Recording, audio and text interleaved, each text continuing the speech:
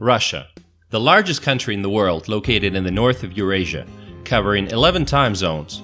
Once Churchill said, "Russia is a riddle wrapped in a mystery inside an enigma." So let's try to figure it out. Let's start. Russia is a cold country. It's true. In some northern cities of Russia like Yakutsk, those who own cars have to park their vehicles in heated garages with a blanket wrapped around the battery. And when they drive, they keep the engine running all day. It is the largest country in the world, with an area of 17 million square kilometers. That is twice more than the United States. But actually, only 35% of that territory is suitable for living.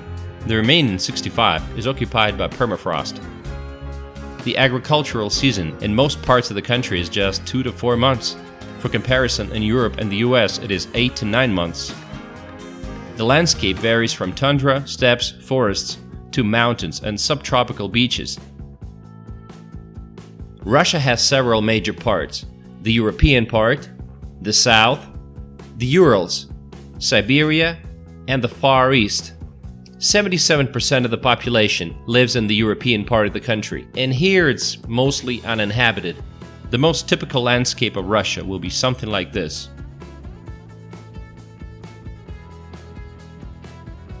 For 2016, according to the International Monetary Fund, Russia ranks 12th in terms of nominal GDP. The economy is predominantly based on raw materials, which comes as no surprise knowing the enormous natural reserves of Russia. First place in the world in natural gas and forest reserves. 6th place in oil reserves. 2nd place in coal reserves, and so much more. The World Bank estimates the value of all Russia's natural resources at $75 trillion. Impressive, right? Since Russia was so lucky with natural resources, it would seem logical that the average salary in the country should be no less than it is in Europe, but that's not the case. In 2016, it was only 28,000 rubles, or $450 a month.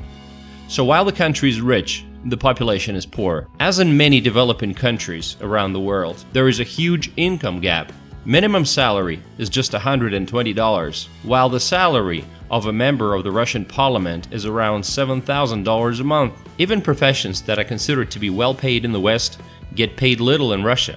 The average salary of a doctor is just $700 a month and $450 for a nurse. The state controls 70% of the economy. Therefore, the largest companies in Russia are state-owned raw materials companies like Gazprom and Rosneft, or monopolies like Russian Railroad and the Russian Post. As the case in the rest of the world, state-owned companies are not exactly examples of innovations in modern technologies. But what about private business? In Russia, there are some successful private companies such as Magnit, supermarket chain, Yandex, internet company, Tinkoff, online bank, Kaspersky Lab, VK Social Network, and others. But even they seem to be very much under the government control in terms of what they can and cannot do. And it's sad because at one point Russia was one of the few countries where Google and Facebook actually faced local competition, but things turned dismal in the end. On the bright side, many services in Russia cost less than they do in the West. Taxi prices, the internet, electricity and cell communications, well below their Western counterparts. What then prevents Russia from taking a leading role in the world? There are a lot of reasons, but it's enough to mention corruption and endless bureaucracy, and you get the picture. 100 years ago, 85% of Russia's population was rural. Today, 3/4 live in the cities. Let's take a look at the biggest. Moscow. Moscow is the dream city for the majority of Russians. Salaries here are 3 to 5 times higher than in the rest of the country. The Moscow subway serves 9 million passengers a day. This is more than the subways of New York and London combined. Everybody's running and no one speaks English. That's how foreigners describe the city. In 2016, Moscow was the 3rd city in the world with the largest number of billionaires. 60 people to be exact, just right after New York and Hong Kong. St. Petersburg. One of the most beautiful cities in Russia, North Venice, famous for its drawbridges and white nights. Foreigners adore St. Pete and say it reminds them of Paris and Rome. On Nevsky Prospect, there is a higher chance of hearing foreign speech than Russian. Novosibirsk, the 3rd largest city. It's a city in Siberia and the scientific capital of Russia. It's famous for its Akademgorodok, which accommodates several research institutions. One of the greenest cities in Russia. Yekaterinburg is a phenomenal place with a deep history and a rich culture, the gateway between Europe and Asia, the hometown of Russia's first president, the world leader in consumption of mayonnaise according to the Guinness Book of World Records. But seriously, Yekaterinburg is one of the most developed post-industrial areas in the country, which has its valuable natural and intellectual resources. Kazan, the capital of Tatarstan, the largest port on the bank of the Volga. It has two cultures, Tatar and Russian, peacefully coexistent. The main attraction is, of course, the Kazan Kremlin. And the fastest growing city in Russia, Krasnodar. Many residents of the northern regions move here for a warmer climate. It's near the mountains and only 2-hour drive from the Black Sea coast. Villages in Russia are in a deplorable state. The rural population is shrinking everywhere. People are living for larger cities. Many villages have been abandoned altogether. Sadly, there is no place for them in modern Russia reality. In most villages today, the hope for a future is slowly disappearing, and with that disappears a very important part of the Russian culture.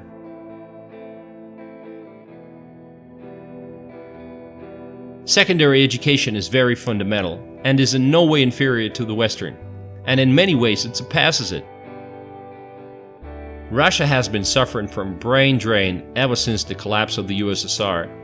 Many people are overqualified for their positions, and in small towns there are simply no opportunities for them to build a career, which forces young professionals to move to Moscow or abroad. In 2013, Russia was visited by 28 million tourists. The most popular destinations are Moscow and St. Pete, of course, resorts of Krasnodar region, ski resorts, the Golden Ring of Russia, and cruises along the Volga. Foreigners love long trips along the Trans-Siberian Railroad, visiting Altai Mountains and Lake Baikal, traveling to Kamchatka volcanoes, and cruises on an icebreaker to the Russian Arctic National Park. By the way, Lake Baikal is the deepest lake in the world and the largest source of fresh water on the planet. The Siberian taiga is the largest forest in the world, the lungs of the planet. Most Russians live in modest apartments. Surprisingly, possessing enormous territories, Russians continue to build high-rise apartment buildings 20 or more floors. Many Russians have summer houses, country cottages, where they can have picnics and grow vegetables and flowers all summer. Russia takes the third place in the world after the US and China in the length of railroads. The longest route is the Trans-Siberian Railroad from Moscow to Vladivostok, crosses 7 time zones and almost takes a week. Public transport in large cities is well developed. You have trams, buses, trolleybuses, fixed route taxi buses. 7 cities have an underground subway. Subway stations in Russia are generally works of art. Roads construction has always been a controversial issue. Most federal roads do not meet modern standards of quality and safety. Extremely small number of freeways. The construction of new roads is slow. Russia has its own car manufacturer, Avtovaz, whose share in the Russian car market is 19% for 2016. The best-selling cars that same year were Hyundai Solaris, Lada Granta, and Kia Rio. Many foreigners come into Russia and expect to see lots of street crime and the Russian mob, and are very surprised that in fact everything is civilized and peaceful. Nevertheless, the statistics don't lie. The murder rate for 100,000 people is 9.5. Compare that to the US where it's 3.8, Belgium where it's 1.8, and Canada where it's 1.5. At the same time, if you compare the statistics on rape for 2010, in Russia this figure was 3.4. In the US, 27.3, which is almost 10 times higher. In Belgium, 27.9. And in Sweden, 63.5. So 20 times higher.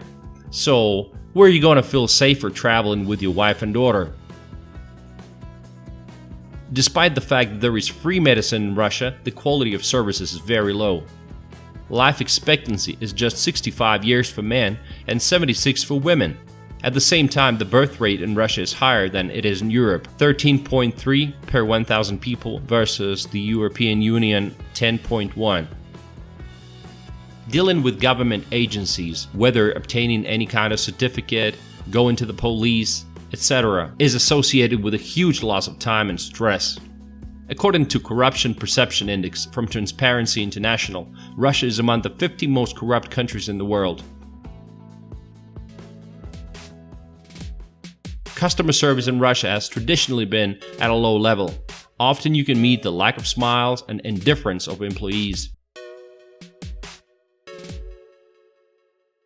Vladimir Putin's been in power since 1999 and is probably gonna stay that way.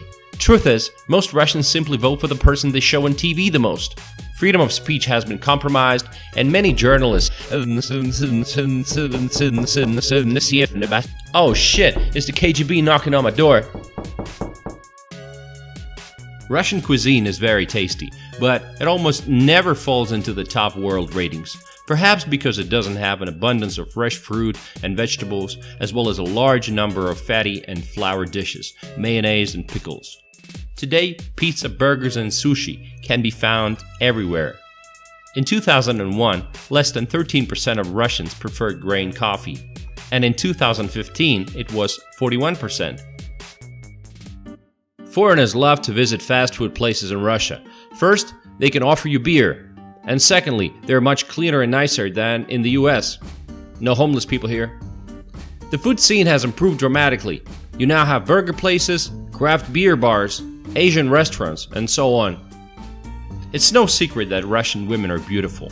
Even the slightest excuse to go out will make them want to apply makeup and put on high heels. Russians are very different from Europeans and Americans. A smile without a reason does not always find understanding. Try to smile at someone on the subway. Most likely, you will simply be ignored, or they will regard it as flirting. In Russia, it is considered weird to smile at people that you don't know. Most Russians are very patriotic. They like to have tea and vodka parties in the kitchen and argue about politics and life in general. Foreigners get surprised to learn that cold Russians can become very hospitable people.